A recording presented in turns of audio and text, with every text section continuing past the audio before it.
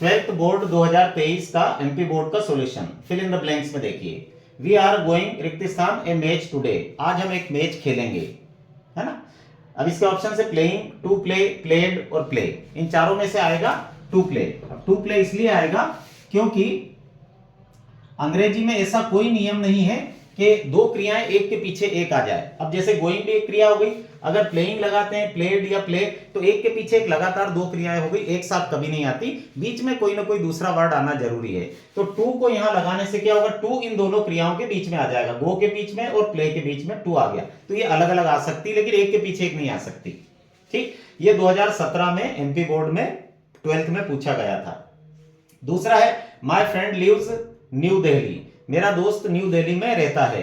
तो in, at, into और on इसके ऑप्शन हैं, तो इसमें आएगा इन, क्योंकि मे के लिए हमेशा इन का प्रयोग किया जाता है। अब एट, इनटू और ऑन के प्रयोग आपको सीखना है, तो आप अलग अलग वीडियोस में प्रीपोजिशन वाले में जाकर देख लीजिएगा। इनटू के भी प्रयोग हैं, इनके भी, एट के, ऑन के, सबके सिखा रखे हैं। अगला है the temple is the middle of the river, मंदिर नदी के बीच में है। अब इसके भी ऑप्शन है ऑन, इन, इनटू और एट। अब इसमें भी आएगा इन, क्योंकि वो नदी में, नदी के बीचों बीच यानी नदी में है, नदी के मिडिल में है ना। मे के लिए हमेशा इन आता है। अगला है let's go to market where my father has put up stall, चलो उस मार्केट में चलें जहां मेरे पिताजी ने स्टॉल लगाया है, यानी छोटी दुकान लगाई है। इसके ऑप्शन से ए, एन, द और नो आर्टिकल, कोई आर्टिकल नहीं आएगा, है ना। तो इसमें आएगा द। अब द क्यों आएगा, यहां द के वैसे अलग अलग नियम है, मैंने अलग से वीडियो में समझा रखे हैं, पर यहां पर द का जो नियम है वो बता रहा हूं।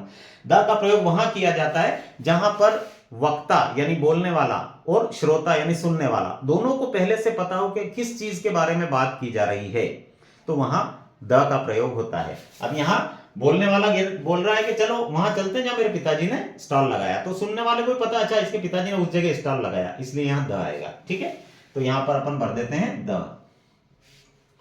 अगला है द बॉय रिक्त स्थान the bird almost every day, वो लड़का लगभग रोज, ऑलमोस्ट मतलब लगभग रोज ही, हर दिन बर्ड पकड़ता है, पक्षियों को पकड़ता है। तो केच, केचेस, केचिंग और कॉट, ये चार इसके ऑप्शन है। ठीक है, तो इसमें आएगा केचेस, है ना।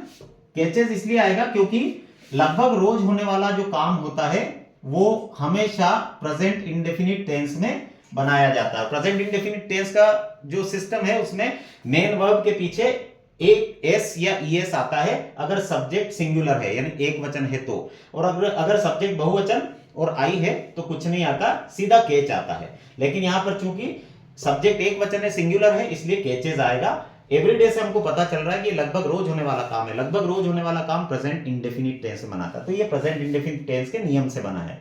अगर आपको पूरा सीखना है तो प्रेजेंट इंडेफिनिट टेंस वाला वीडियो देख लीजिएगा।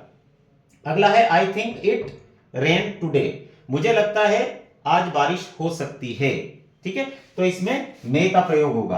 अब मे का प्रयोग मे, मस्ट, कैन और कांट, ये चार ऑप्शन है, तो इसमें मे आएगा। मे इसलिए आएगा, मे के अलग अलग प्रयोग हैं, आप उसमें मॉडल्स में जाकर देख सकते हैं, मे वाले मॉडल में वीडियो में जाकर सारे प्रयोग उसमें देख लेना। यहां इस प्रयोग के बारे में बता रहा हूं।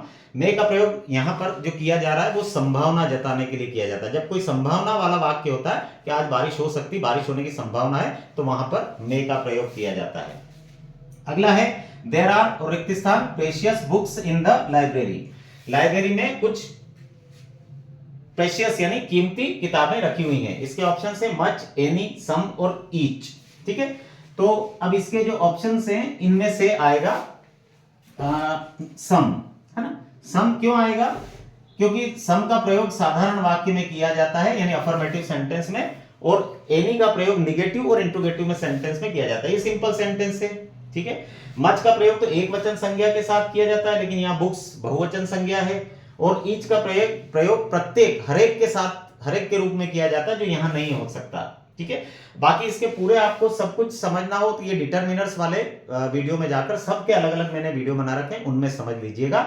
ये वाला 2022 में आ चुका है, और ये पहला वाला 2017 में और दूसरा वाला 2018 में सेम आ चुके हैं। ये 2022 वाले में बुक्स की जगह सिर्फ नॉवेल आया था, बाकी वैसा वैसा ही सेंटेंस था। Thank you.